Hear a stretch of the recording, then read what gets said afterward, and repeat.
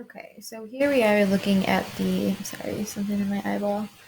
The third example for Unit 3, Lesson 9 on adding and subtracting polynomials. So example 3 says, given expressions a and b below, subtract a from b. So this we have to be careful with about. If we want to subtract a from b, well, there's two options of what that can look like. That could either be a minus b, or that could be b minus a. Which one is the right one? Well, if it says to subtract a from b, that would imply that they want the a at the end.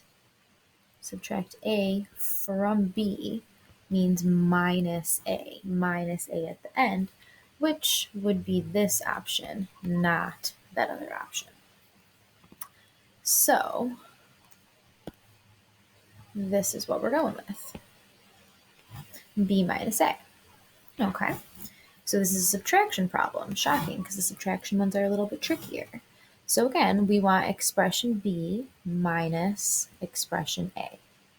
So if I scroll back up to our first example and what it says on, there's not our first example, but what it says about subtracting polynomials, it says that you need to subtract the entire expression or all of those terms. And how? By putting it in parentheses and then distribute that -1. So I'm going to start off and I'm going to fill in both expressions. And actually I'm going to color code here. I'm going to turn this into expression b. So expression b is right there, that 3x plus 4. So I'm going to put that in parentheses, 3x plus 4. And then I'm going to jump over to expression a. I'm going to have minus, in parentheses, -7x minus 2.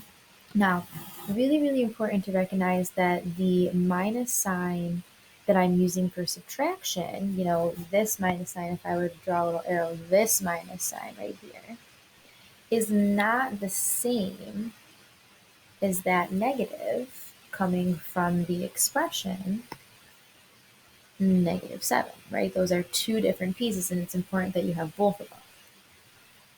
So now that I've got it set up, you can see that we can now deal with that distribution.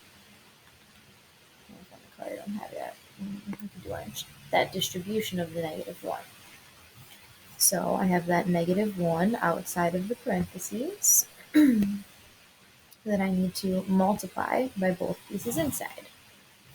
So -1 times a -7x is going to be a positive 7x. And -1 times a -2 is going to be a positive 2. And again, you can be doing that math in the calculator. And when you're putting the -7x, you're just not putting the x in. You're doing the -1 times the -7. And just knowing that that x gets to carry the down. Oh my goodness, my eyeball is freaking out. Okay.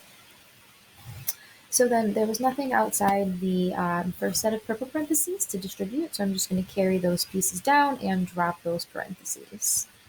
3x plus 4. So now I can combine like terms. I've got, let's see, 3x and a positive 7x to give me 10x, positive 4 and positive 2 to give me 6. So final answer, simplified in simplest form, is 10x plus 6. So just be careful, and yeah.